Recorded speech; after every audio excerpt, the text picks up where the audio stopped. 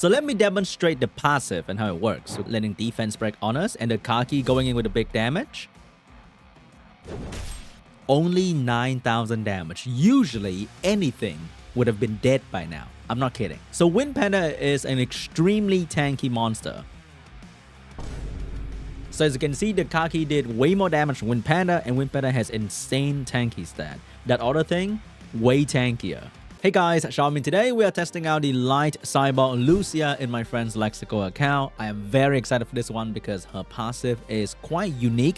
She's turning debuff into buff, especially defense break into a 70% increase in defense. And she has an HP leader for guild content. Her skill 1 can defense break with a 75% chance, and she has an anti-revive, which is not really important. We're gonna test a couple builds today, and the first one's going to be the thick build because look at that muscle. Holy.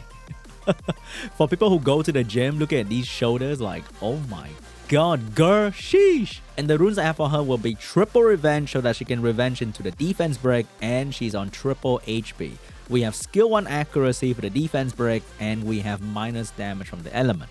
But Sean, what is the practical use of this unit? Here we have a Shaina Matina Triana defense, which is one of the hardest early game guild defense that you will face in any war guild battle or siege. And while she's taking all the hit from the enemy, you can use any other water damage dealer and maybe a water healer to make sure that your team will have the damage and the sustain to destroy the enemy unit. So as you can see, they will always go for the light Cyborg, and because the defense break debuff still showed up on the unit, she will be the target for everyone on the battlefield. You don't even have to heal her early on, and you can use that time to try and do the damage onto the enemy unit.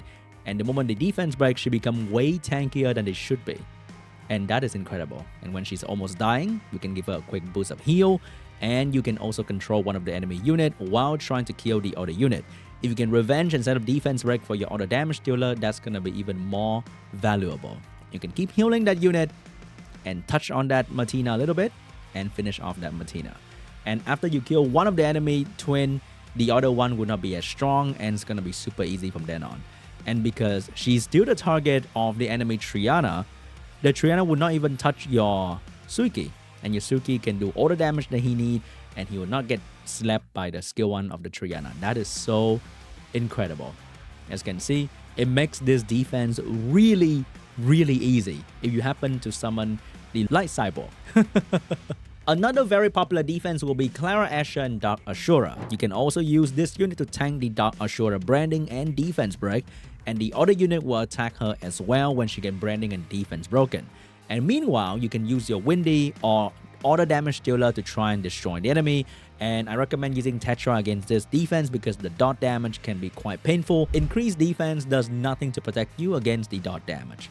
So as she becomes the target of, you know, Windy's gonna be there to make sure that the defense break will not happen on the any other unit, then oh my goodness, this thing is going crazy. Whoa. Dude, turn 1 violent proc can be devastating. Okay, relax. Can I get defense broken, please, so that the other unit... Dude, I have like purposely zero resistance in this thing, and... What are you talking about? Dude, stop going 5 billion turn every turn. As you can see, doesn't matter what your plan is, Violent Proc can still ruin your day. Easier way to show this is to use double water, so the fire unit will go for the light unit as well. With this, everybody will go for the light unit except for Asher, but Asher will follow after the defense break of the Clara and the Dark Ashura as well. So we can... Do I have to cleanse that? I kind of want to because the dot can be scary, okay? So you want to avoid hitting the Dark Ashura so that he will not defense break you. So in that case, I will try to go for the Asher because he's the healer and he also does very good damage. And we're just going to keep attacking the Asher and keep the defense break on. Dude, this Clara violent proc every turn. That is crazy. So with the branding from the Ashura, everybody will be going for the light Cyborg, and in the meantime you can just use that and destroy the rest of the enemy team, and they will continue to go for the Cyborg. And when you defense break with the revenge, that is just absolutely perfection because you can set up for your Suki to do even more damage. How about we wake you up? Okay, so we can revenge and further provide more damage for the team. And now with all the defense break on the enemy team right there, I think Suki can AoE up. Never mind. Never mind. But Tetra is doing a very good job keeping the team alive. We're gonna finish the enemy unit over there, and we're gonna finish the Dark Ashura as well. So this is another way for you to utilize your light cyborg, which is to bait the AI into putting defense break on her, and she'll be very, very tanky. If you're in higher rank like me, you will see Sylvia very often, and she's usually paired with a defense breaker in skill 1 like Narsha or the Water Eivor or whatever other defense breaker they want to use, and this girl can attract Sylvia because she got all the muscle, right? Here we go. Oh my god, the defense break. Okay. It's kind of funny when they don't do what you really want them to do. Can I go for the strip and land my strip? Thank you very much. I'm gonna go straight for the enemy damage dealer. I'm going for the skill 1 as well. We're gonna drop her from her beast, and she is getting all the heat from the enemy, which is great, but we don't get defense break, so we're not as tanky. Kind of a first world problem. So I'm going to sleep them, and we're gonna wake up this thing with nobody to team up with. She's kind of lonely with her drink like that. We're gonna finish her up, and we're good to go. But then it's kind of scary if she doesn't team up with the Narsha, and then Narsha goes straight for my Theomas, which can be a little bit dangerous. So I don't think my guildie is gonna use his offense team, but it is another way to utilize the tankiness of this unit, which is to attract the defense breaker, and then you will use her to tank all the damage from the enemy team. In another situation with a Sylvia defense, there is a water defense breaker over there. So if I go double win, then the water unit is gonna go for my Lucia, which will make her a dedicated tank for all the defense break over there. Alright, let's see what happened. Here we go. No defense break just yet. And no defense break just yet. We are defense breaking them more than they defense break me, which is kind of funny. And here comes the revenge thingy. And now she's the dedicated tank. And we're gonna heal her a little bit because she can't tank forever. Okay. I'm gonna go for the damage onto the Sylvia. We're gonna take all the defense break. As you can see, we are very tanky. We're taking all the hit just fine, but not forever. Okay, not forever. So I still have to try and kill the enemy team as quickly as I can. Oh my god, we in some trouble. Bonk, very good stun. Bonk, very good damage. But I think the healing from the enemy might come. Oh, whoa. But the problem with defense stat in today's meta is that additional damage ignore defense. So if they are stacked with good additional damage, then they can still really hurt you. Or dot damage can really hurt you as well.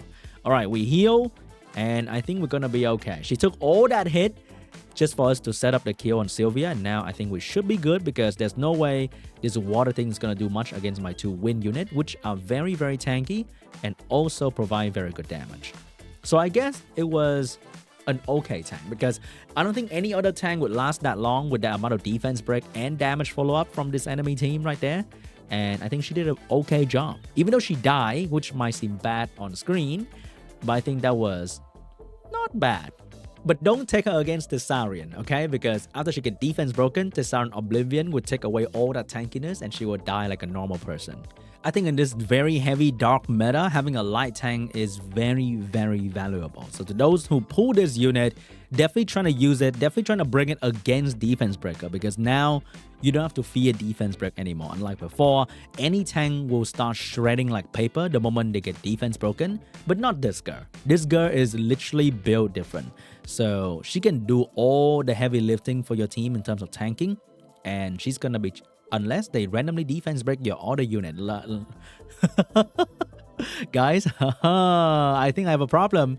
Houston, I have a... Hey, that's just reality, right? That is just reality. Unbelievable. But what if you build her like a normal damage dealer? Here we have Violent Revenge, Speed Crit Damage, and HP because I still wanted to tank a little bit. And maybe if she get attack broken, then she get free attack buff anyway. So we have crit damage build, we have decent speed, and some tankiness. So instead of being the tank, she is now the whole package. I'm going to use her as a main damage dealer in this team against Shiner Martina. Just like before, she's going to get all the debuff from Martina, but I actually want them now because they make me stronger. As you can see, we're still tanking really well compared to any other normal damage dealer. We would have been dead by now. I'm going to give her some attack bar and healing. and we're gonna wait for their immunity to go off, and we're gonna start hurting. Oh my god, that damage is kind of... Can you stop touching me like that? I don't like what you're doing. I wish that the anti-revive is more like other things, right? Because right now, I don't really need anti-revive. There's not a whole lot of revive in the 4-star meta. It's more about Triana or just killing you in the first turn. All right, we're not getting any real procs compared to the enemy. And as you can see, she's getting pushback and she's getting stunned, which is kind of a problem. And her damage is not something to really talk about without a great setup. Even though she can set up her own damage, but it's just she get control way too easily. You can still be stunned like any other unit, so wouldn't say that your damage is really good. Okay, very good damage right there. We actually killed the Martina, but Triana was there to stop us. We're gonna boost with this. But if you don't get debuff, your damage is kind of laughable because you need the debuff to work. So I don't like her being a damage dealer, to be honest, because it's not very consistent damage dealer. She's very consistent at tanking, not killing, I must say. All right, we're gonna take that. And oh, we can't heal her because of the heal block, and we still die. Not a huge fan at the moment. Okay, here we have another different setup, and we have a dark tank for the Asher. We have the light tank for the dark unit, and she's being targeted. I want the debuff from Monte to go on her, but I'm not sure how is that gonna happen. And because we are bringing in a healer as well, the debuff will not stay too long, and I don't want the debuff to stay long anyway. Without debuff, her damage is okay. Dark Series is not a very tanky unit anyway, so I don't think that is like a very crazy showcase. And most of the time, defense break is gonna be the only debuff we are getting. Glancing will definitely affect us, and heal block is definitely gonna stop the healing as well. So we kind of need the order debuff. So without the debuff, as you can see, damage is okay. And so far, I really miss her full tank build, and I want the damage dealer to be a real damage dealer, not this kind of hybrid thingy. And I think if you build her max damage, it's also not a very good idea, because higher defense doesn't mean you're gonna survive everything, right? You need to have HP to survive, because the damage can still be down to you very, very quickly if you have very low HP and very high defense. And that is if you have the defense break. If they just don't defense break you, then you also have a problem because you are not that tanky anymore. Okay, we are taking damage from all over the place right there. And she doesn't really provide any stun. And unless she violent proc, her skill 1 setup would not be as amazing. As you can see right here, dot damage and additional damage still hurt her really, really well. So the more I play with the damage build, the more I think the tank build is way better, because I don't feel very comfortable taking this amount of damage with that little HP. Ouch. And even though we are very tanky, as you can see, the Asher can still do like 4k damage with skill 1, because I'm pretty sure all my guilty have very good additional damage in their artifact. So that kind of damage will just ignore defense very, very quickly. So not a huge fan of the damage build. Very liking the tanky build. Alright, I'm going to put some heal block over here. And why am I doing this test defense anymore? I don't want to watch the fireworks right now. Wait. I've never watched this. This is so random. Oh, that's kind of cute. The dragon's boss?